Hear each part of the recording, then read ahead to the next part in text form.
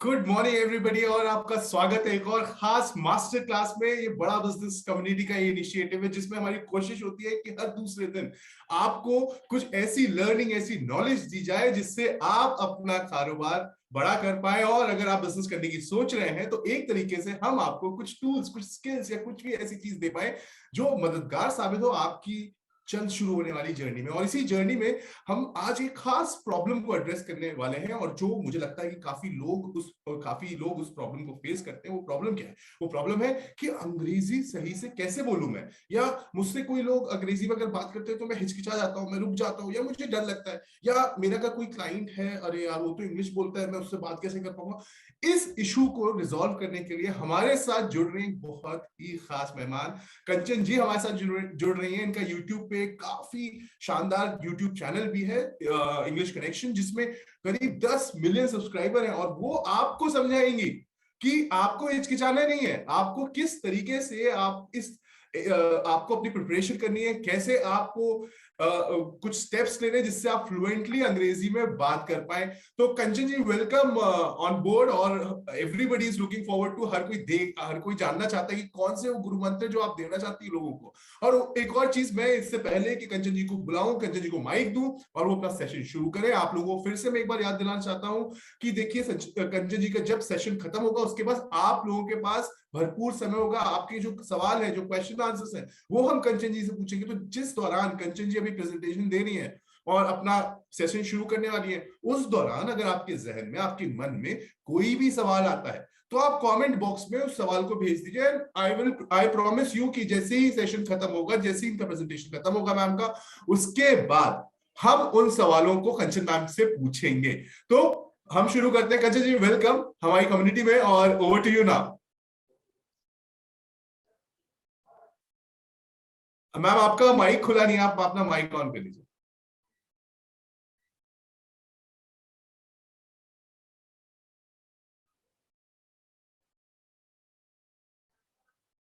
थोड़ी सी audio problem है कंचन जी के एंड पे भी, वो माइक ऑन कर रही है तो।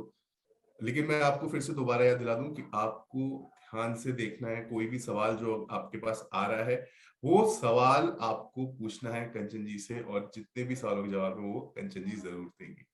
तो कंचन जी का अगर इश्यू सॉर्ट आउट हो गया तो हम एक बार देख लेते हैं। जी, मेरे ख्याल से माइक खुल गया है, अब शायद कंचन जी की आवाज आप तक पहुंचेगी। मैम ऑडियो टेस्ट कर लें एक बार।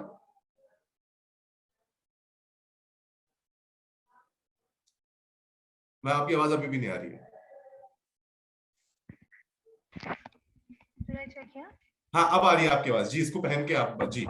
Okay, it's too big for me actually. कोई बात नहीं, आप लेकिन वो माइक अटैच हो गया तो इसलिए आपको ऐसे ही बात करनी पड़ेगी। All right, so thank you so much for having me here, sir. And I'm really glad that I got the opportunity to share my knowledge here with everyone. And yes, this is true कि English को लेके बहुत problems आती हैं, but it's just a language. मैं यही सबसे बोलूँगी that keep this in mind. It's just a language. You can learn it. You can learn it if you practice every day. Now why I'm saying every day, because if you think that you are going to study English, so it's not going to work. You're going to learn it, and for that you need to practice every day, every single day. It's a language. If you don't speak, you'll forget over time. um so I think we can start the session with the help of PPT, right? Yes, ma'am. Please go ahead, share the PPT, and then you can go ahead with the session. All right.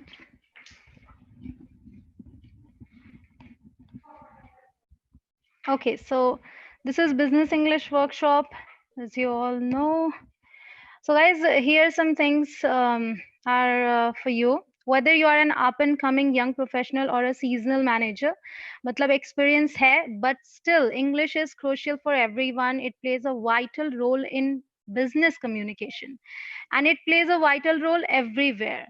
क्योंकि ये जो language है ना, this language is international language. So अगर आपको अपना business abroad लेके जाना है, या फिर आप चाहते हैं कि आप अपने बिजनेस को बूम कर पाएं, तो इंग्लिश बहुत ज्यादा जरूरी है. But I would like to add here, you won't master business English or English in a day, you're bound to make mistakes because जैसे ही आप सीखना शुरू करते हैं तो mistakes होती हैं, but it is really important to keep trying to learn from your mistakes. अगर मिस्टेक्स हो भी रही हैं, you have to learn from it. अगर लर्न नहीं करते हैं, यू थिंक कि अब गिव अप करना है, that's not the way. Keep practicing, never lose hope or even think about giving up. No one is born fluent, you know, it's a language. If you are sincere and dedicated enough, you will succeed in learning whatever you set your mind to. कुछ भी सीखना है, if you want to learn anything, अगर आप उसमें dedicated हैं, लगे हुए हैं, you will definitely learn it. Okay, so let's cover this first. In today's workshop, we are going to cover 4 things: how to learn English, how to start speaking English, how does business English differ from the normal English people use every day, and number 4 is how to speak English in a business meeting. All right, so the first point, how to learn English. As you can see, there are 3 ways, 3 steps you have to follow: learn, then practice, and then perform.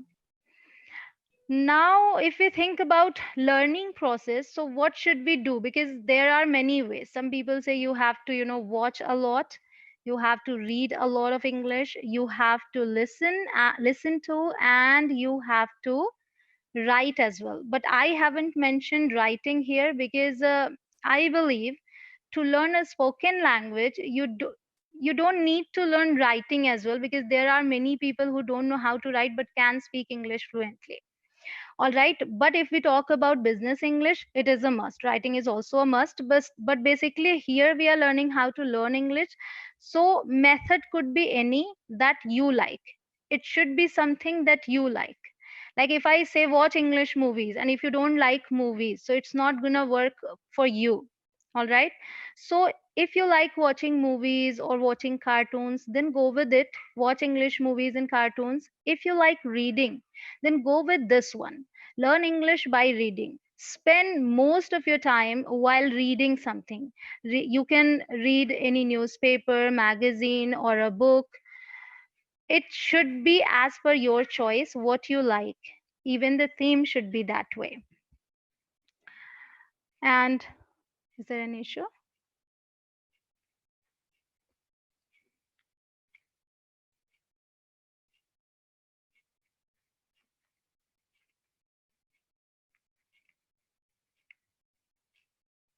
Yeah, this one. All right. So the next one you can do for learning English is listening. Okay, listen to any English stuff. It could be music, it could be any podcast. Okay, try spending your time listening to something. Make the environment, जो भी आपका environment है, उसे आपको English का बनाना है. मतलब आपके इर्द गिर्द सारी चीजें इंग्लिश में हो. If you are watching something, it should be in English. If you are reading something, it should be in English. If you are listening to something, it should be in English. And if you are writing something, it should be in English too.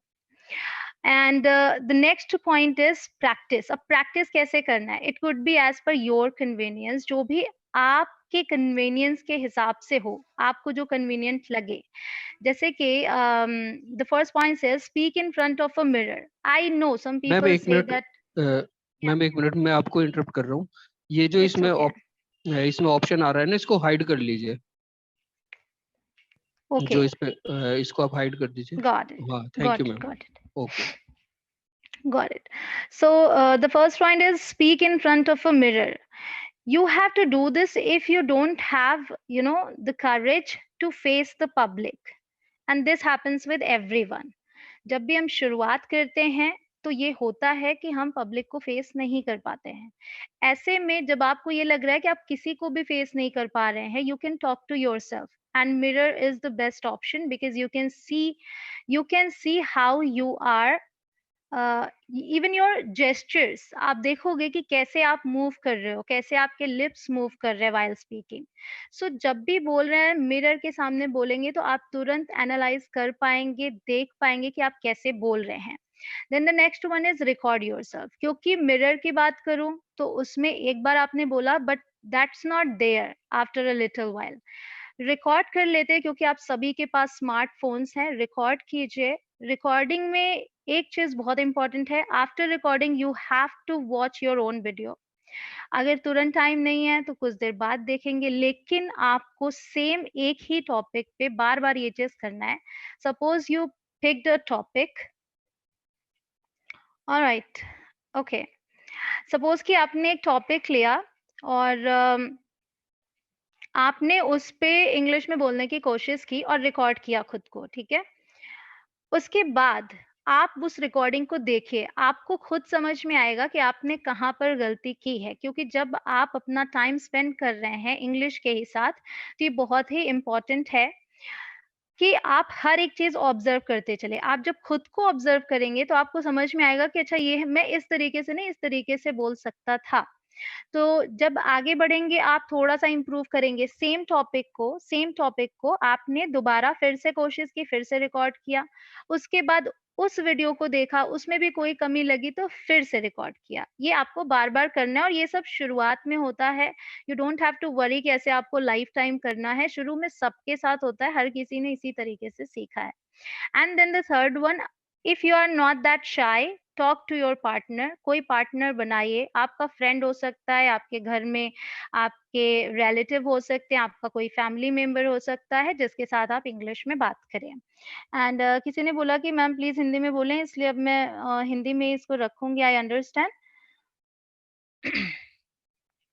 ठीक है, तो ये points हो गए हमारे। Learning आप समझ गए कैसे करनी है, सब कुछ आपके चॉइस के ही अकॉर्डिंग होना चाहिए। ऐसा कुछ भी मत कीजिएगा जिससे आप फ्रस्ट्रेट हो जाएं, क्योंकि लैंग्वेज सीखने में टाइम लगता है। इफ यू थिंक कि आपने चलो आज एक कुछ आपने आज अगर कोई चीज़ सीख ली और आप सोचते हैं कि ठीक है, मुझे पसंद तो नहीं है ये, बट करना है इसलिए कर लेता हूँ, तो आप ज़्यादा दिन तक वो कंटिन्यू नहीं कर पाएँगे। That's why I am saying कि जो भी करें, जो आपको पसंद हो उसके अकॉर्डिंग ही करें, जो मेथड आप चुनेंगे। तो रीडिंग अगर पसंद है तो रीडिंग कीजिएगा, तब आप वॉचिंग मतलब वॉच नहीं करना है आपको मूवीज़ को एंड ऑल। अगर वो पसंद है तो वो करना है, एक कोई मेथड आप चूज़ कर सकते हैं और अगर आप सब कर सकते हैं तो इट्स द बेस्ट, बहुत ही अच्छी बात है कि हर तरीके से आपने प्रैक्टिस की। The next one is perform, क्योंकि आपने सीख लिया, आपने प्रैक्टिस की, लेकिन अगर परफॉर्म नहीं किया तो ना सीखने का कोई फायदा है ना ही प्रैक्टिस का। whenever you get the chance, whenever you have to perform, अब परफॉर्म करना है तो among your friends, अपने फ्रेंड्स के साथ आप उनके सामने आपके पास सबसे आई गेस सबसे अच्छा चांस होता है अपने फ्रेंड से बात करना। फ्रेंड्स के आगे you don't feel that hesitation कि इनके आगे मैं कैसे बोलूं। अगर आप बोलोगे, माना शुरू-शुरू में हँसी उड़ा देते हैं लोग, कोई बात नहीं, उससे भी आपको आगे बढ़ना है, क्योंकि अगर इस डर से करेंगे तो फिर कभी कुछ नहीं कर पाएँगे।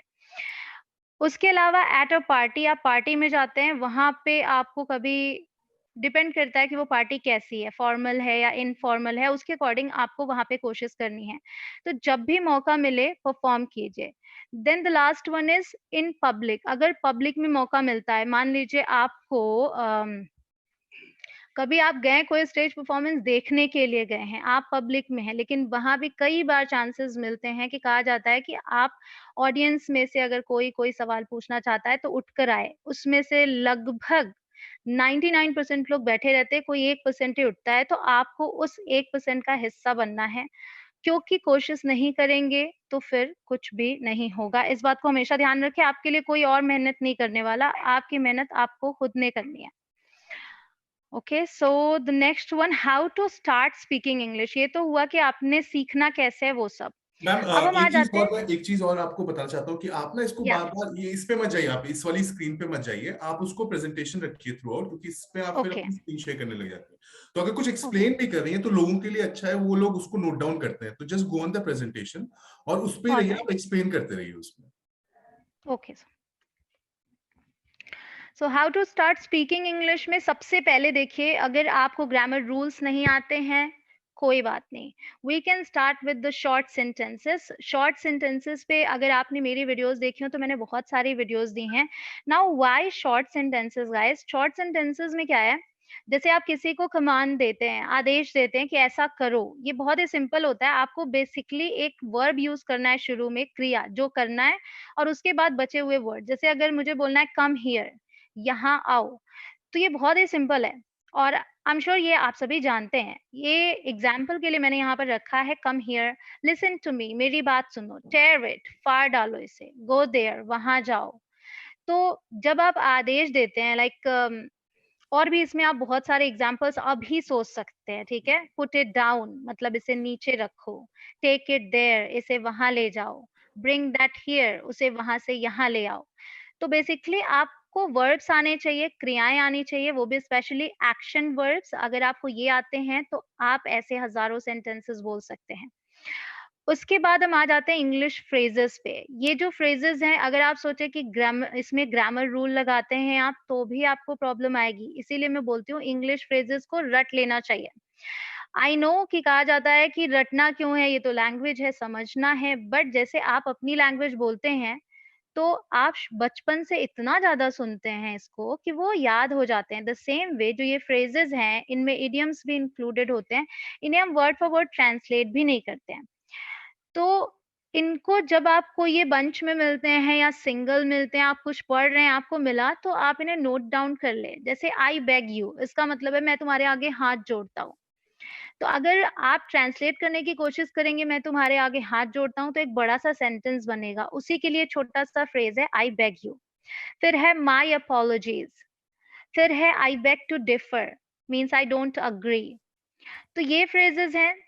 आपको गूगल पर बहुत सारे ऐसे फ्रेजेस मिल जाएंगे और मेरी वीडियोस का जिक्र मैं इसलिए करती हूँ क्योंकि मैं साथ में हिंदी मीनिंग देती हूँ, तो इन केस अगर आपको जरूरत हो तो आप देख सकते हैं।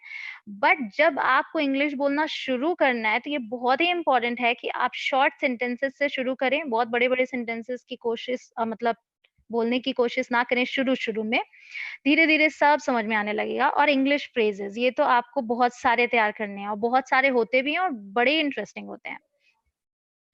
अब हमारा अगला जो स्लाइड है that is about how does business English differ from the normal English people use everyday. अभी मैंने जो आपको इंग्लिश यहाँ पर दिखाया, यहाँ पे आ जाए हम, ये जो शॉर्ट सेंटेंसेस हैं ये नॉर्मल हैं। अगर मैं फ्रेजेस में आ जाऊं तो ये बिजनेस इंग्लिश में भी यूज होते हैं, जैसे I beg to differ, my apologies. अब इन दोनों का फर्क देखते हैं। बिजनेस इंग्लिश जो है इसमें ज्यादातर फॉर्मल इंग्लिश का यूज होता है। अब फॉर्मल इंग्लिश क्या है वो समझते हैं। जैसे आप अपने घर में अपने बड़ों से बात करते हैं तो आप रिस्पेक्ट दे के बात करते हैं, राइट। उन्हें आप डूड, मेट इस तरीके से तो नहीं बोलते।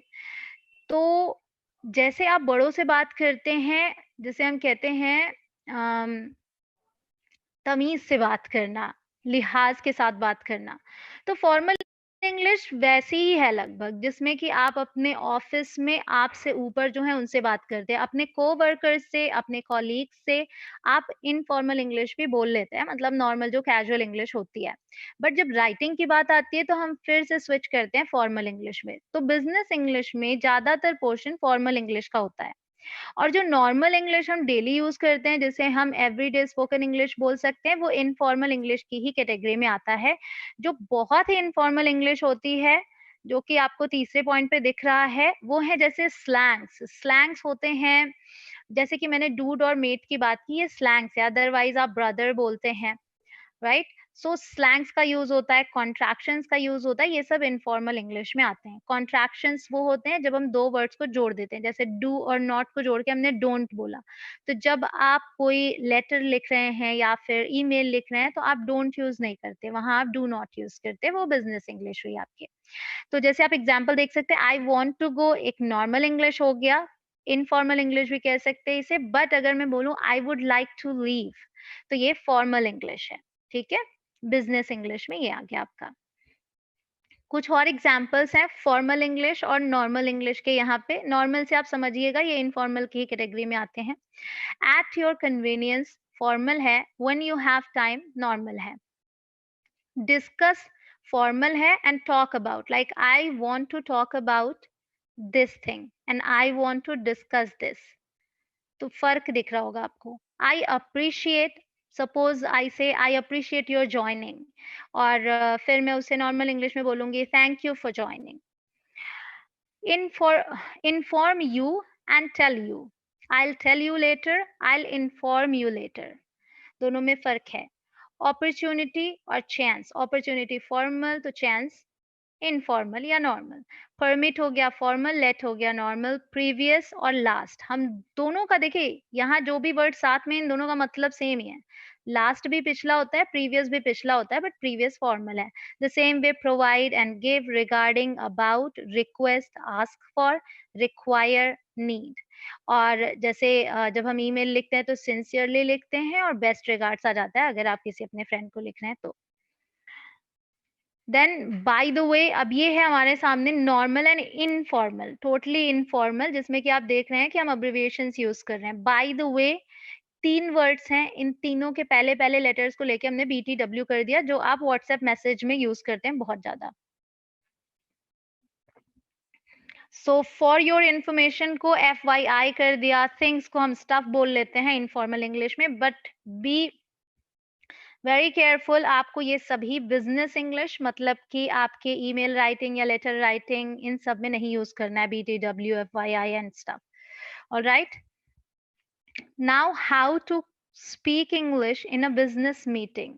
देखिए ये बहुत ही इंपॉर्टेंट है जब आप बिजनेस मीटिंग में आते हैं। बिजनेस में मीटिंग तो एक क्रूशियल पार्ट है जो होता ही होता है, और मीटिंग के दौरान ही सबसे ज़्यादा इम्पोर्टेंट है कि आप इंग्लिश को समझ पाएँ, क्योंकि बोलने से भी ज़्यादा ज़रूरी समझना होता है पहले। अगर आप समझ ही नहीं पाएँगे तो आप आंसर ही कुछ और कर देंगे। तो इसलिए इस पार्ट पर बहुत ज़्यादा आपको फ़ोकस करना है, क्योंकि आपका फ़ील्ड ये है। तो अभी हम आ जाते हैं अपनी स्लाइड पे, एक-एक करके समझते हैं। सबसे पहले बात करेंगे how to make it easy to speak in a business setting. How to make it easy, अभी हमें ईजी बनाना है ताकि आप चीजों को समझें। There are a few starters, learn a few starters and practice. अब स्टार्टर्स जैसे आप स्टार्ट करते हैं कोई चीज तो क्या है, अब मैंने इनको स्टार्टर्स का नाम दिया है। आपने नोटिस किया होगा बहुत ज्यादा यूज होता है, I'd like to do something, I'd like to go there, I'd like to talk to you, I'd like to, कुछ भी जो आप बोलना चाहें उसके आगे जोड़ सकते हैं। तो ये आपके बिजनेस मीटिंग में बहुत काम आएंगे, आईड लाइक टू। ठीक है, मतलब मैं ये करना चाहूंगा, ये बोलने के लिए आप बोलते हैं I'd like to book a room. उसी तरीके से जब आपको सामने वाले के बारे में पूछना है कि क्या आप ये करना चाहेंगे, तो would you like to do something, would you like to introduce yourself, would you like to come with me, would you like to dance with me, it could be anything. तो वुड यू लाइक टू ये आपने अगर अपनी जबान पर आदत डाल ली तो आप इस तरीके से बहुत सारे क्वेश्चन पूछते हैं। फिर है जैसे सिंस का यूज करके, इसमें सेंस होगा क्योंकि, since we are done we should leave, मतलब क्योंकि अब हमारा काम हो गया है हमें निकलना चाहिए। तो सिंस, यहाँ हम इस सिंस को अगर ज़हन में रखेंगे तो हम कई सारे सेंटेंसेस बना पाएँगे। The same way in my opinion, मतलब मेरी राय में। अब अभी आपको अपनी राय रखनी है तो आप बोलेंगे इन माय ओपिनियन। फिर अकॉर्डिंग टू आप यूज़ करेंगे जब आप किसी और की राय बता रहे हैं, ठीक है? According to someone else, according to him, according to mister Vinod. फिर है आई थिंक, जैसे आई थिंक मुझे लगता है, जब आप ये बोलते हैं तो आई थिंक फिर थोड़ा आपको टाइम भी मिल जाता है इन सब चीज़ों से सोचने का कि आप आगे कौन से वर्ड्स यूज़ करने वाले हैं, क्या बात रखने वाले हैं। So I think this should be done this way, मुझे लगता है कि इसे ऐसे करना चाहिए। फिर है इन माय एक्सपीरियंस, अगर वो चीज़ आप अनुभव कर चुके हैं तो आप बोलते हैं मेरे अनुभव में, मतलब मेरे एक्सपीरियंस में ऐसा-ऐसा, फिर आप जोड़ देंगे। फिर है आई एम सॉरी बट, ये आप यूज़ कीजिए जब आप डिसएग्री कर रहे हैं किसी से, किसी बात पे, तो आप डायरेक्टली अगर बोलते हैं I don't agree with you तो थोड़ा रूड लगता है, तो आप बोलेंगे I am sorry but I don't agree with you. तो आई एम सॉरी लगाने से थोड़ा पोलाइट हो गया। द सेम वे हम आ गए हैं 2 क्वेश्चंस पे, मे आई एंड कुड आई। जब भी आपको कुछ पूछना है तो अगर आप मे आई और कुड आई का यूज करते हैं तो ये फॉर्मल इंग्लिश है आपकी, बहुत सही रहता है। जब भी आप कंफ्यूज्ड हो कि कैन आई बोलूं या कुड आई बोलूं तो आप कुड आई बोल लीजिए, कुछ पूछना है आपको। Could I make a phone call, may I come in, ये तो आप जानते हैं। सो कुड आई से अगर यूज करते हैं तो बहुत ही इजी हो जाएगा आपके लिए उस कॉन्वर्सेशन को आगे ले जाना, या फिर पोलाइट वे में जब बोलेंगे तो रिस्पॉन्स सही मिलता है आपको। अब हम आ जाते हैं मीटिंग्स पे। मैं आपको देने वाली हूँ बड़े ही इम्पोर्टेंट फ्रेजेस जिनको आप तैयार कर सकते हैं, और जब आप इन्हें तैयार करेंगे तो जब भी आगे मीटिंग होगी तो यूज करने की कोशिश कीजिएगा। बिगिनिंग अ मीटिंग, जब भी आप कोई मीटिंग स्टार्ट कर रहे हैं, to start the meeting if you are the meeting leader, अगर आप मीटिंग लीडर हैं, चेयरपर्सन है मीटिंग के, use one of these phrases. जब आप शुरू करते हैं hello everyone, thank you for coming today, मतलब नमस्कार सभी लोगों को आने के लिए धन्यवाद। So hello everyone, thank you for coming today. It's not tough, अगर आप इसे तैयार कर लेंगे तो बहुत ही आसानी से बोल लेंगे। या फिर आप बोल सकते हैं since everyone is here let's get started, या फिर इस लाइन को आप उसमें ऐड भी कर सकते हैं क्योंकि सभी आ गए हैं यहाँ पे, तो चलिए शुरुआत करते हैं। Since everyone is here let's get started. ये हो गया जब आपने शुरुआत करनी है। इसके बाद अब क्या बोले, शुरुआत तो कर दिया आपने। If there are new people, meeting में ऐसा तो है नहीं कि सारे वही लोग होंगे जिन्हें आप एक दूसरे को मतलब जानते हो, कई बार होता है कि नए लोग आए होते हैं।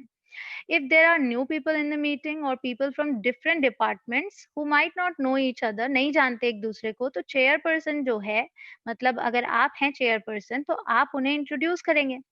I'd like to take a moment to introduce.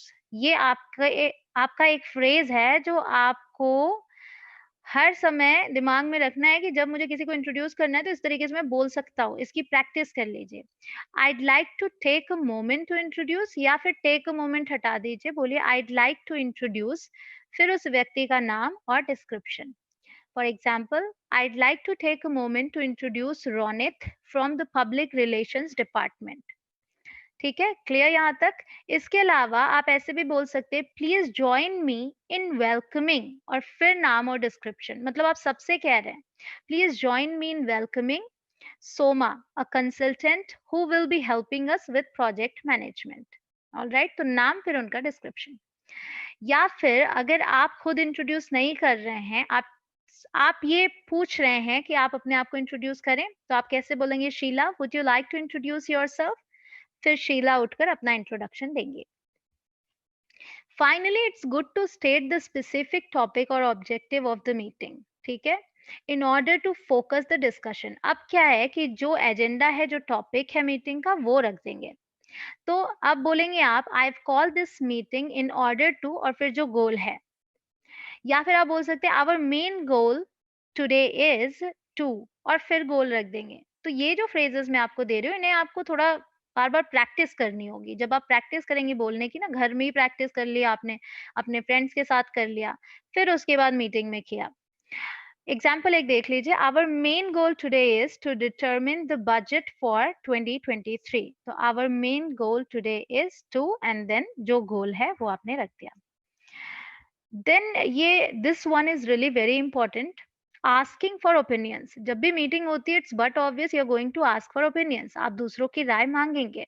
Meetings often begin with the presentation of some information and then a request for opinions. To ask people for their opinions, you can say, what does everyone think about? And then जो भी आप बात कर रहे हैं वो रख देंगे यहाँ पे, what does everyone think about this? मतलब सभी इस बारे में क्या सोचते हैं। दूसरा आप बोल सकते हो I'd like to get your feedback on this. I'd like आ गया ना, I'd like फिर से, so I'd like to get your feedback on this. मैं इस पर आपका फीडबैक लेना चाहूंगा। What are your thoughts about this? आपके क्या विचार हैं इस पर? What are your views on this? तो सबका मतलब सेम ही है, इन चारों में से कोई एक आप यूज कर सकते हैं। फिर है after one person has expressed his और हर ओपिनियन, जब कोई एक व्यक्ति ऑलरेडी एक्सप्रेस कर चुका है, you can say thanks, thanks तो आपको बोलना है। To acknowledge the opinion, then use these phrases to ask for more people to respond. अब आप चाहते हैं कि और लोग भी रिस्पॉन्ड करें, तो आप कैसे बोल सकते हैं, what does everyone else think, और सभी क्या सोचते हैं। या फिर are there any other comments, मतलब कोई और कुछ बोलना चाह रहा है, are there any other comments. If there is a specific person who you would like to hear from, you can ask him or her directly by using these phrases. मतलब आप उनसे सुनना चाह रहे हैं और वो खुद से नहीं बोल रहे हैं, बट आप उनकी राय जानना चाह रहे हैं, तो ऐसे में आप इन फ्रेजेस का यूज कर सकते हैं। Suppose Susan, can we get your input, can we get your input, थोड़ा यहाँ पे योर इनपुट ऐसे बोल देंगे, क्या हम आपकी राय जान सकते हैं। या फिर would you like to add anything Susan, क्या तुम कुछ ऐड करना चाहोगी यहाँ पर। क्लियर। तो इस तरीके से आपको धीरे धीरे करके वन बाय वन आगे बढ़ना है। जरूरी नहीं है सारी बातें इंग्लिश में करें, but it's good if you try. Now we have come to this point, giving your opinion. अभी आपने पूछा था, अब आपको देना है। अगर कभी ओपिनियन आपने देना है तो आपके सामने ये फ्रेजेस हैं। आई थिंक, ये सबसे अच्छा तरीका है कि मुझे ऐसा लगता है, आप बोलते हो आई थिंक, या फिर आई बिलीव, या आई फील दैट, साथ में सबके दैट लगाना। आई थिंक दैट, और I believe that, I feel that. फिर from my point of view, इसका मतलब है मेरी नजर से, from my point of view, मेरे नजरिए से जिसे हम बोलते हैं, या फिर इन माय एक्सपीरियंस, मेरे अनुभव में, या फिर आइट से दैट, इसे जैसे हम बोलते हैं मैं कहूंगी कि, तो आइट से दैट। ठीक है, तो ये हो गया टू गिव योर ओपिनियन। अभी क्या है कि जब आप किसी से अग्री करते हैं या डिसअग्री करते हैं, मतलब सहमति जताते हैं या असहमति जताते हैं, once other people in the meeting have expressed their opinions, you can react by agreeing or disagreeing। जब सब राय बताएंगे तो आप अग्री कर रहे हैं, नहीं कर रहे, ये भी बताना है। Here are some appropriate phrases for this purpose based on degree of strength। देखिए degree of strength ये ध्यान रखिएगा, क्योंकि एक तो होता है कि आप totally disagree करते हैं किसी से, या फिर टोटली अग्री करते हैं कि 100% अग्री करता हो, या फिर आप समवेयर इन बिटवीन है कि हाँ अग्री कर भी रहा हूँ, नहीं भी कर रहा हूँ। तो अगर स्ट्रॉन्ग अग्रीमेंट है तो आप सिंपली बोलेंगे आई कंप्लीटली अग्री, मतलब मैं पूरी तरह से सहमत हूँ। और इसके अलावा ये फ्रेज बहुत ही कॉमन है जो कि है आई कुडंट अग्री मोर। इसका मतलब है मैं इससे ज्यादा सहमत हो ही नहीं सकता, दैट मीन्स कि मैं 100% सहमत हूँ। तो आई कुडंट अग्री मोर ये नेगेटिव नहीं है, ये पॉजिटिव सेंटेंस है। देखने में नेगेटिव है बट इसका जो मतलब है वो पॉजिटिव है, कि इससे ज्यादा मैं अग्री नहीं कर सकता, आई 100% अग्री। या फिर आप बोल सकते हो यू आर एब्सोल्युटली राइट, आप बिल्कुल ठीक कह रहे हैं, ये भी एक तरीका हुआ अग्रीमेंट बताने का। फिर एक नॉर्मल अग्रीमेंट है जिसमें स्ट्रॉन्ग आप नहीं दिखा रहे अग्रीमेंट, एग्जैक्टली बिल्कुल सही, that's just how I see it, ऐसा ही मैं देखता हूँ इसे या सोचता हूँ। I am with Ronit on this, मान लीजिए रोनित ने कोई बात बोली तो मैं कह रही हूँ मैं रोनित के साथ हूँ इसमें, मैं अग्री करती हूँ रोनित से, तो मैं बोलूंगी I am with Ronit on this, मतलब इस बात पर मैं रोनित से अग्री करती हूँ। फिर है नॉर्मल डिसएग्रीमेंट, अभी अग्रीमेंट पे था, अब डिसएग्रीमेंट। अगर आप मतलब डिसएग्री करते बट कंप्लीटली डिसएग्री नहीं करते, तो आप थोड़ा सा पोलाइट वे में बोलने का एक तरीका भी होता है, तो आप आई एम अफ्रेड लगा सकते हैं, I am afraid I disagree, माफ करना मैं सहमत नहीं हूँ। I am not so sure about that, मुझे मतलब पक्का श्योर नहीं हूँ मैं इस बारे में जो आप कह रहे हैं। आई सी इट डिफरेंटली, मतलब मैं इसे अलग तरीके से देखती हूँ। अब हम आ गए स्ट्रॉन्ग डिसएग्रीमेंट में, लेकिन इसमें भी आई एम सॉरी ऐड करना ज्यादा बेटर है ताकि किसी को ऑफेंसिव ना लगे जो भी आप बोल रहे हैं। आई am sorry but I completely disagree, I am sorry but I don't agree with that at all, मतलब मैं आपसे बिल्कुल भी सहमत नहीं हूँ, माफ करना। तो ये हो गया डिसएग्रीमेंट जताने का तरीका। Now this one is really interesting one, interrupting. आप बीच में इंटरप्ट तो करते ही हैं। At times, you might want to interrupt the discussion to add a point. ठीक है, here are 3 polite ways to do it. बहुत ही इंपॉर्टेंट है कि आप कुछ बोल कर इंटरप्ट करें, डायरेक्ट बीच में अचानक से कुछ बोल पड़ते हैं आपके, लाइक अगर आप डिसएग्री कर रहे हैं, आपने अचानक से ऐसे ही बोल दिया तो वो नहीं चलता है। अगर आप इंटरप्ट कर रहे हैं, अपना पॉइंट रख रहे हैं, तो कुछ आपको बीच में बोलना पड़ेगा, जैसे मे आई हैव अ वर्ड, मैं कुछ बोल सकता हूँ। Could I just say one thing, क्या मैं एक चीज बोल सकता हूँ, या excuse me, sorry for interrupting but, this one is the best, excuse me माफ करना, सॉरी फॉर इंटरप्टिंग, इंटरप्ट करने के लिए माफी चाहता हूँ बट। ठीक है, यहाँ एक्सक्यूज मी माफ करना के सेंस में आई आई वुड से नहीं है, क्योंकि एक्सक्यूज मी जैसे आप किसी का अटेंशन पाने के लिए बोलते हैं, यहाँ उस सेंस में है। And then sorry for interrupting, but लगा के फिर आपने अपनी बात रख देनी है वहां पे। अब आ जाता है क्लोजिंग। जब मीटिंग शुरू होती है तो क्लोज भी होती है। At the end of the meeting use one of these phrases to close it. It looks like we have covered the main items on the agenda. ठीक है, ऐसा लगता है कि जो मेन आइटम्स हैं वो हमने कवर कर लिए। That will be all for today, मतलब आज के लिए इतना ही। If no one has anything else to add then I think will wrap this up. अगर किसी के पास और कुछ कहने को नहीं है तो मुझे लगता है कि हम यहाँ पर बंद करेंगे, मीटिंग को खत्म करेंगे। Thank you all. ठीक है, इन तीनों में से आप जो भी यूज करते हैं, otherwise there are many more ways, it's not like कि इतने ही 3 तरीके, बहुत सारे तरीके हैं। And at last thank you all आप बोल सकते हैं। तो इस तरीके से आपकी की मीटिंग खत्म होगी, लेकिन अगर आप ध्यान दें, इन सबको अगर आप यूज़ कर लेते हैं, सबको एक ही मीटिंग में एक दिन में सब यूज़ नहीं होगा। आपको थोड़ी-थोड़ी प्रैक्टिस करनी है। अगर बहुत प्रॉब्लम आती है इंग्लिश बोलने में, तो आपको वन बाय वन थोड़ी-थोड़ी चीज़ें लेके चलनी है। जैसे आपने सोच लिया कि आज मैं मीटिंग स्टार्ट करते वक़्त इंग्लिश में स्टार्ट करूँगा, फिर आगे की कन्वर्सेशन को हिंदी में ही आगे ले जाऊँगा। फिर मैं दूसरे दिन थोड़ा और आगे ट्राई करूँगा, अगली मीटिंग में थोड़ा और आगे ट्राई करूँगा। इस तरीके से धीरे-धीरे हो जाएगा, या फिर आप प्रैक्टिस बहुत सारी कर लें घर पे, तो आप कुछ भी कर सकते हैं, क्योंकि practice makes perfect. So this was all for today. Thank you very much ma'am, बहुत इंटरेस्टिंग सेशन था पूरा का पूरा, और मुझे उम्मीद है कि आपने जितनी आसानी से समझाया और खासतौर से इस बात को बताया कि अगर जो मीटिंग का कॉन्डक्ट अगर आपको अंग्रेजी में करना चाहते हैं, तो जिस केस स्टडी आपने बनाई वो काफी इंटरेस्टिंग था।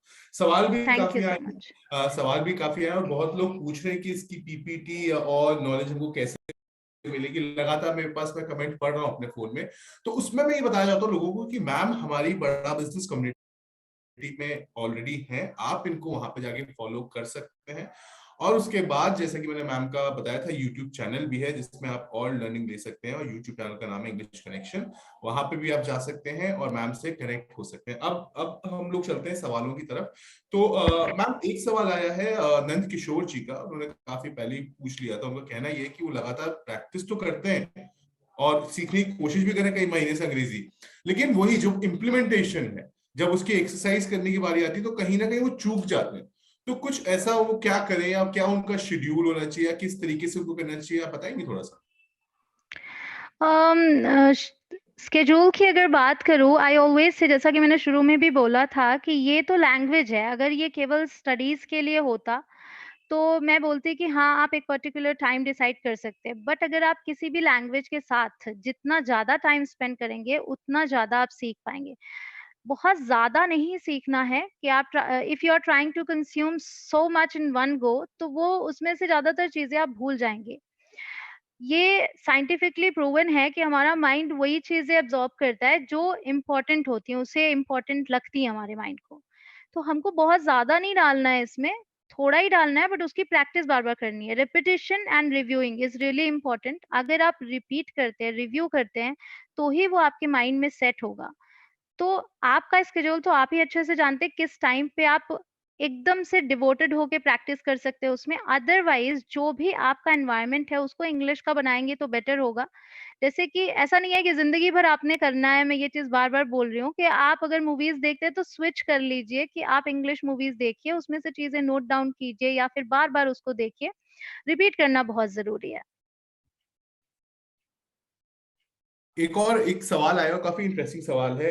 जब भी हम स्पोकन इंग्लिश में आते हैं तो शिवम पूछ रहे हैं कि हमारा एक्सेंट कैसा होना चाहिए, मतलब क्या जिन लोगों से हम बातचीत कर रहे हैं, जिन लोगों के बीच में बैठे हैं, उनके हिसाब से हम अपना एक्सेंट रखें, या एक हमको एक्सेंट अपना परमानेंट बना लेना चाहिए? आई गेस एक एक्सेंट परमानेंट बना लेना चाहिए, और जिन लोगों के साथ बैठे हैं वो नहीं डिसाइड कर सकते। बट अगर आपका कोई करियर पॉइंट ऑफ व्यू है कि जैसे कि कुछ लोगों को किसी अमेरिकन कंपनी में काम करना है, अगर मान लीजिए, तो अमेरिकन एक्सेंट होना ज़रूरी है, बिकॉज़ अदरवाइज़ आपको आगे चल के वो सीखना ही पड़ेगा। तो अगर आप एक पर्टिकुलर एक्सेंट पिक कर लेते हैं that you are going to work upon this, that will be better. जितना, क्योंकि एक्सेंट सीखने में बहुत लंबा टाइम लगता है, हर एक वर्ड का कुछ अलग ही प्रोनाउंसिएशन है किसी और एक्सेंट में। तो जब आप उसके साथ टाइम स्पेंड करेंगे तो ही वो आप उस एक्सेंट को, उस पर्टिकुलर एक्सेंट को समझ पाएंगे। सो आई वुड से कि एक आप पिक कर लीजिए, न्यूट्रल एक्सेंट रखेंगे। अगर आपको इंडिया में ही काम करना है तो न्यूट्रल एक्सेंट रखते हैं तो वो और भी अच्छा है, फिर उसमें कोई प्रॉब्लम नहीं आएगी। जी मैम, एक सवाल आया था अमित का, और उनका कहना ये था कि स्पोकन इंग्लिश, खासतौर से अगर हम बात करें, अगर हम अंग्रेजी में बोल रहे हैं, it is not possible without the usage of right grammar. तो ये एक सोच होती है, लेकिन जिस तरीके से आप बता रहे थे कि कुछ फ्रेजेस हैं जो आपको याद कर ले रहे हैं, जो कि इजी टू अंडरस्टैंड है, इजी टू, और खासतौर से आप शुरुआत, तो ये जो एक मिथ नहीं, रियलिटी है, लेकिन क्यों आपने ऐसा बताया, एक बार अगर आप समझा पाए, क्लैरिटी दे पाए, तो लोगों को थोड़ा सा और कॉन्फिडेंट बनेगा। एक्चुअली मिथ ये नहीं है कि ग्रामर सीखेंगे तभी इंग्लिश आएगी। बात ये है कि दोनों तरीके हैं। If you want to be a perfectionist, like अगर एक्यूरेट आपको इंग्लिश चाहिए, जिसमें कि मान लीजिए आपको प्रूफ रीडर बनना है, तब तो ग्रामर सीखनी है आपको। क्योंकि एक प्रूफ रीडर के लिए अगर वो ग्रामेटिकल एरर्स को नहीं स्पॉट करता है, तो फिर उसका करियर उसमें नहीं बन पाएगा। सो द थिंग इज़ कि अगर आपको राइटिंग पर्पज़ से इंग्लिश सीखनी है, तो ग्रामर ज़रूरी हो जाता है वहाँ पे, क्योंकि पंक्चुएशन मार्क, एक पंक्चुएशन अगर मार्क गलत लग गया, तो अर्थ बिल्कुल बदल जाता है। तो वहाँ पर ज़रूरी है, लेकिन स्पोकन इंग्लिश के लिए मैंने ये बोला कि ग्रामर ज़रूरी इसलिए नहीं है, अगर आप टाइम बहुत ज़्यादा स्पेंड करते हैं इंग्लिश के साथ। अगर आपके पास कोई भी नहीं है, तो grammar is the only way, क्योंकि फिर आपको खुद से ही पढ़ना है, खुद से ही सीखना है। बट आपके पास कोई है बातचीत करने के लिए, या फिर आप अपना पूरा टाइम उसी में दे रहे हैं, तो फिर बिना ग्रामर के भी इंग्लिश आ जाएगी। फ्रेजेज़ मैंने इसलिए बोला था इम्पोर्टेंट है, क्योंकि फ्रेजेज़ में स्पेशली अगर मैं इडियम्स में चली जाऊँ, तो वहाँ पर तो ग्रामर रूल्स के बहुत सारे एक्सेप्शंस हैं। ग्रामर रूल्स वो फ्रेजेज़ खुद फॉलो नहीं करते हैं। तो अगर हम ग्रामर रूल्स के थ्रू जाएँगे, तो उसको एक्सेप्ट करना ही मुश्किल हो जाएगा। तो फ्रेजेज़ अगर तैयार करते हैं, तो आप डे 1 से इंग्लिश बोल सकते हैं। That is the reason. जैसे मैंने फ्रेज़ दिया, अगर आई बेग टू डिफर और आई बेग यू अगर आपने आज ही तैयार कर लिया, 10 बार ही बोल लिया, तो अगली बार आई बेग यू आप बोल लेंगे। उसमें ग्रामर सीखने की कहाँ ज़रूरत है। Very good ma'am, thank you for the clarity. अब एक और चीज है, अब मैं एक सवाल भी आया हुआ है, लेकिन मैं इसको थोड़ा सा दूसरी तरीके से पूछता हूँ आपसे कि देखिए, दो तरीके के लोग होते हैं। एक होते हैं जिनको अंग्रेजी समझ में भी नहीं आती और वो बोल भी नहीं पाते हैं, लेकिन एक या जो सवाल पूछा है मिस्टर हीरा ने, वो कह रहे हैं कि मैं अंग्रेजी समझ जाता हूँ, कोई भी मुझसे जो बोल रहा है मैं समझ जाता हूँ, लेकिन मैं बोल नहीं पाता। तो इन लोगों के लिए, मतलब ये जैसे मिस्टर हीरा जैसे और भी काफी सारे लोग हैं जो अंग्रेजी समझते हैं लेकिन बोलने से हिचकिचाते हैं, तो अगर आप इनको थोड़ा सा मोटिवेट कर पाए और इनको बता पाए कि किस तरीके से ये एडवांटेज इनके लिए, they already on the step 1। Actually ये प्रॉब्लम सिर्फ़ किसी एक व्यक्ति का तो नहीं है। बिल्कुल ये बिल्कुल। पूरे मास का है, बिकॉज़ सभी यही बोलते हैं ज़्यादातर कि इंग्लिश समझ में आती है बट बोल नहीं पाते। उसके लिए मैं ये बोलूँगी कि बोलना आपको शुरू करना होगा अभी से। तो जैसे मान लीजिए आप कुछ पढ़ रहे हैं, बुक पढ़ रहे हैं, अगर आप मन में पढ़ रहे हैं तो आप उस वर्ड को वैसे भी नहीं बोल पाएँगे। But if you are speaking aloud, अगर आप बोल-बोल के पढ़ रहे हैं तो उस वर्ड को बोलने में आपको प्रॉब्लम नहीं आएगी। सपोज़ आपने एक पैराग्राफ पढ़ा और 7 बार उसको पढ़ लिया। मैं ये नहीं कह रही हूँ कि रटना है उन चीज़ों को, बट हैबिट बनानी है। जब तक वो आपकी हैबिट में नहीं आएँगे, तो आप बोल नहीं पाएँगे। आप समझ रहे हैं, बोल नहीं पा रहे, उसका एक ही रीज़न है, क्योंकि आप बोलने की कोशिश करते हैं, बट 1-2 सेंटेंस के बाद आप शायद छोड़ देते हैं। So I would request, I would suggest कि आप जो भी सुने, उसको अगर आपको किसी के सामने ये नहीं करना है, तो आप अकेले में करो, बट रिपीट करो। जो भी सुनो आप रिपीट करो। ये आपको शुरू में बार-बार करना होगा। जब ये प्रैक्टिस हो जाएगी, तो ऑटोमैटिकली फिर मुँह से निकलने लगेगी इंग्लिश। तो सुनना जो भी है वो बोलना है, चाहे मन में ही रिपीट कर लें, और जब मौका मिले तो बोलें ज़रूर। मैम एक और सवाल होता है, और ये खासतौर से जब आप अच्छी अंग्रेजी बोलने लग जाते हैं, तो हुँ, जैसे हुँ। अभी और काफी सारे लोग बोलूंगा जो अंग्रेजी बोलना शुरू करते हैं, तो वो क्या करते हैं, जैसे आपने बताया कि अपने दिमाग में पहले जो हिंदी का सेंटेंस वो सोचते हैं, उसको ओह ट्रांसलेट या! करते हैं, हुँ, फिर हुँ। बोलते हैं। तो जया पूछ रही है कि ये कैसे हम अंग्रेजी में सोचने लग जाए, कैसे पॉसिबल हो? देखिए, इस पर मेरी एक थ्योरी है कि आप उस लैंग्वेज में कभी नहीं सोच सकते हैं जो लैंग्वेज आपने बिल्कुल भी ना सीखी हो कभी भी। जैसे अगर आपको मैं बोलूँ जर्मन बोलिए, अगर आपको जर्मन का एक भी वर्ड नहीं पता, तो आप सोच ही नहीं सकते उसमें। आप वही वर्ड सोच पाएँगे जो आपको आता होगा। जैसे फ्रेंच में बोनजूर आई गेस बोलते हैं, किसी एक पर्टिकुलर वर्ड के लिए, थैंक यू के लिए आई गेस। तो अगर फ्रेंच का नाम आता है, तो मेरे मन में केवल एक ही वर्ड आता है, क्योंकि मुझे और उसके अलावा पता ही नहीं। एक फ्रेंच पता है कि फ्रेंच बोलते हैं, और एक बोनजोर पता है, अगर बोलते हैं तो, if I am not wrong. तो सोचने के लिए आपको उस लैंग्वेज को सीखना है। जैसे कहते हैं start thinking in English from day 1। वो आप तभी कर पाएँगे जिन वर्ड्स को आप बोलेंगे, पढ़ेंगे, सुनेंगे। तो जैसे आप कह रहे हैं ट्रांसलेट करते, तो ट्रांसलेट करने की नीड नहीं है। ट्रांसलेट अपने आप होने लगता है जब उसमें आप आदत डालते हैं। आप पहले बोलना शुरू कीजिए। आपको पता ही नहीं चलेगा when you started thinking thinking in English, जब आप बोलने लगते हैं। तो इसलिए पहले सोचने के बजाय आप जो सुनिए रिपीट करने की कोशिश कीजिए। इस चीज़ को एक्चुअली लोग ट्राई नहीं करते, उन्हें लगता है this is the waste of time, but it's not the waste of time. अगर आप किसी भी चीज़ को रिपीट करते हैं, जैसे बच्चे सीखते हैं, वो रिपीट कर के ही सीखते हैं, बट वो सीख जाते हैं। द सेम वे अगर आप रिपीट करने की कोशिश करते हैं तो 2 चीज़ें होती हैं। एक तो वो वर्ड आपके माइंड में बार-बार चल रहा है, दूसरा आपकी ज़ुबान को आदत पड़ रही है इंग्लिश बोलने की। आप किसी एक दिन ठान लीजिए कि आज मुझे सिर्फ़ और सिर्फ़ इंग्लिश में पढ़ना है। मैंने मान लो 3 घंटे पढ़ लिया। अब जब मैं 3 घंटे के बाद बुक रख भी दूँगी ना, तो मुँह से इंग्लिश के वर्ड्स निकलेंगे। जो भी मैं बोलना चाहूँगी वो अपने आप निकलेंगे, वो आदत पड़ जाती है। जैसे सुबह-सुबह कोई गाना अगर गुनगुना लिया तो पूरे दिन बार-बार निकलता है वो गाना। अपने आप ऑटोमैटिकली हम गाते रहते हैं, गुनगुनाते रहते हैं। We keep humming. तो वो चीज़ यहाँ बिल्कुल भी काम करती है। बिल्कुल बिल्कुल। तो जैसा कि आपने शुरुआत में बोला, पहला पॉइंट ये है कि आपको ऐसा इन्वायरमेंट बनाना, एग्ज़ैक्टली। मतलब मैं सही बोल रहा हूँ, अगर आपको ऐसा इन्वायरमेंट बना है जो इनेबल करे और एक तरीके से आप में कहीं ना कहीं सबकॉन्शियसली वो अंग्रेजी के शब्द है। अब हुँ, इन्वायरमेंट कैसे बताएं? कंचन ने जैसे कि पहले शुरुआत में बताया कि आप पढ़ाई करें, मतलब पढ़ें, अंग्रेजी किताबें पढ़ें, और सबसे अच्छा दूसरा तरीका है कि अंग्रेजी के शोज बहुत सारे आते हैं, यूट्यूब पे बहुत सारे शोज हैं, या आप नेटफ्लिक्स या किसी का सब्सक्रिप्शन लेके अंग्रेजी की चीजें सुने, मतलब आप एक कान से जाए तो गाना भी हुँ। हो सकता है, ऑडिबल भी, मतलब ऑडियो पॉडकास्ट भी है बहुत सारे। दूसरी चीज आप ये बहुत भी सारे कर, पॉडकास्ट हैं and there are many who are teaching English. तो वो पॉडकास्ट में बहुत ही सॉरी टू इंटरप्ट यू, नहीं कोई बात बट वो पॉडकास्ट में बहुत ही स्लो बोलते हैं। वो इसी हिसाब से बोलते हैं, मतलब कि वो एक पेस ऐसी रखते हैं ताकि आप अच्छे से समझ पाएँ। And even you can do this कि जो भी चीज़ आप सुन रहे हैं, पॉज़ कीजिए, रिपीट कीजिए, पहली लाइन को रिपीट कीजिए जब तक आप उसी अंदाज़ में बोल ना लें उसे। फिर प्ले कीजिए, नहीं। फिर सुनिए एक लाइन, फिर पॉज़ कीजिए, फिर खुद से बोलिए। तो ये तो करना पड़ेगा शुरू-शुरू में। कुछ मैम, अगर आप पॉडकास्ट के नाम बता पाए या फिर कुछ रिसोर्सेज ऑनलाइन जो अवेलेबल हैं, अगर आपके माइंड में आ रहा है, या तो आप वैसे अपने पेज पे और अपने यूट्यूब चैनल पे तो इन सब चीजों की जानकारी होती है, लेकिन अगर आपके अभी दिमाग में अगर कुछ आ रहा हो तो। नहीं, एक्चुअली अभी तो मेरे दिमाग में पॉडकास्ट का कोई भी नाम नहीं आ रहा है। इवन मैं अभी 2-3 दिन पहले ही एक सुन रही थी खुद पॉडकास्ट, बट मुझे नाम नहीं याद है। ठीक है, कोई बात नहीं। But I guess this is a good idea कि मैं कोई एक वीडियो बनाऊँ जिसमें मैं कुछ स्पेशली कुछ पॉडकास्ट के नाम बताऊँ जो एक्चुअल बिल्कुल। में सिखाने की कोशिश कर रहे हैं, तो अच्छा रहेगा। I will try.